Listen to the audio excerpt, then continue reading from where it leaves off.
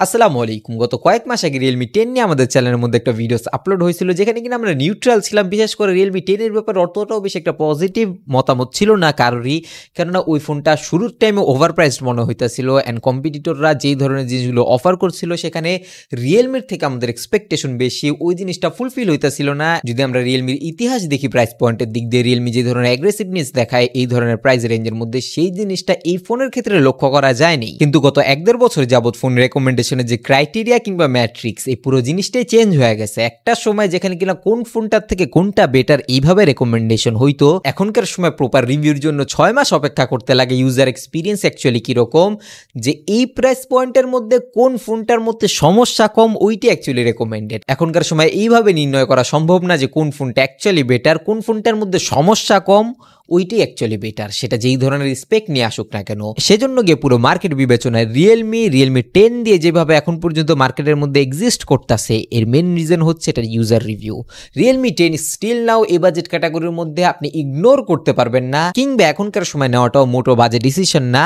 এর main reason হচ্ছে শাওমির দিকে যদি আপনি তাকান, রেডমি নোট 12 4G যে ফোনটা, এটা ডিরেক্টলি কম্পিট করতেছে রিয়েলমি 10 4G ফোনটার সাথে সেম প্রাইস পয়েন্টের মধ্যে আনঅফিশিয়ালি। অ্যান্ড এখানে গিয়েই ইউজার রিভিউর যখন কিনা প্রশ্ন আসে, এই ফোনটা অনেকদিন হয়ে গেছে আনঅফিশিয়ালি আমাদের দেশের মধ্যে সেল হইতাছে, সেখানে রেডমি নোট 12 4G ফোনটা জঘন্য রকমের পারফরমেন্স করতেছে ক্যামেরার ক্যাটাগরির মধ্যে। কিন্তু পারফরমেন্সের জন্য কোয়ালকম স্ন্যাপড্রাগন 685 প্রসেসরটা একটা হাইব্রিড প্রসেসর, এন্ড এটা কোয়ালকমের প্রসেসর হওয়া সত্ত্বেও ক্যাপাবিলিটিস অনেক কম। এই ফোনটা দিয়ে 4K রেকর্ডিং এর সাপোর্ট নাই। Even Redmi note 7, note 8, note 9 কিংবা রেডমি নোট 10, এই 4টা ফোনের মধ্যে যে ধরনের ক্যামেরা সাপোর্ট পাওয়া যেত, রেডমি 12 4G ফোনটার মধ্যে ওইটাও নাই। মানে যেখানে ইনফিনিক্স টেকনোর মতো ব্র্যান্ড সময়ের সাথে সাথে সামনে যেতেছে, শাওমি উল্টা পিছনের দিকে যেতেছে। যে ক্যামেরা পারফরমেন্সের যে কোর একটা স্ট্রেংথ ছিল তাদের, ওই জিনিসটাই তারা হারায় ফেলতেছে অ্যারাউন্ড 20,000 টাকার প্রাইস পয়েন্টের মধ্যে। রিয়েলমির অ্যাকচুয়ালি নিজের থেকে এফোর্ট দিয়ে সামনে এগোতে হইতাছে না। রিয়েলমি জাস্ট খালি সফটওয়্যারের দিকটা খেয়াল রাখতেছে যে অ্যাকচুয়ালি সফটওয়্যার আপডেট এসে যাতে ফোনের 12টা না বাজে, যেটা কিনা শাওমির ক্ষেত্রে মোস্ট অফ দ্য টাইম হয়।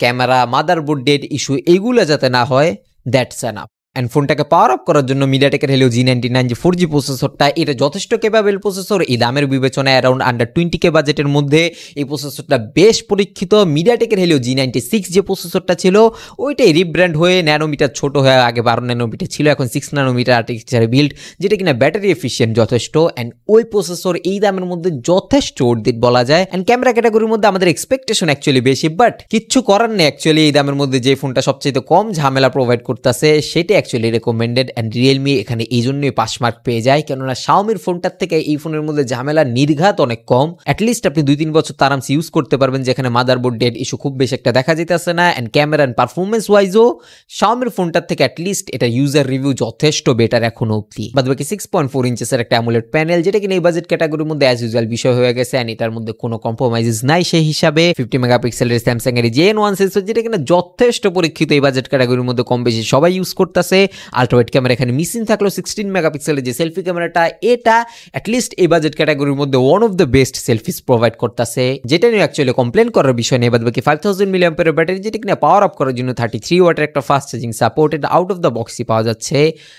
বাট মেন বিষয় হচ্ছে এই বাজেট ক্যাটাগরির মধ্যে অন্য যত কম্পিটিটর রয়েছে তাদের থেকে এই ফোনটার উপর বেশি রিলাই করা যাইতেছে, এই জন্য এই ফোনটা বেশি রেকমেন্ডেড। এটার থেকেও যে খুব বেশি একটা ভালো অপশন মার্কেটের মধ্যে অ্যাভেলেবেল আছে, এইটাও বলার কোনো সুযোগ নেই। নিচে কমেন্ট বক্সের মধ্যে আপনাদের এক্সপিরিয়েন্স জানাবেন রিসেন্ট এপিসোডের মধ্যে রিয়েলমির ফোন যারা কিনা পারচেস করছেন। ইভেন রিয়েলমি 10 এর ইউজার আমাদের দেশের মধ্যে অনেকজনই রয়েছে। রিয়েলমি 8 অনেকেই কিনছিল অফিসিয়ালি যখন কিনা বাংলাদেশের মধ্যে লঞ্চ হয়েছিল। নিচে সাবস্ক্রাইব বাটন যদি সাদা থাকে, অ্যাজ এ রিকোয়েস্ট এক ক্লিকে গাল করে বেল আইকনটাকে অল করে দিন। I'll catch you guys in the next video.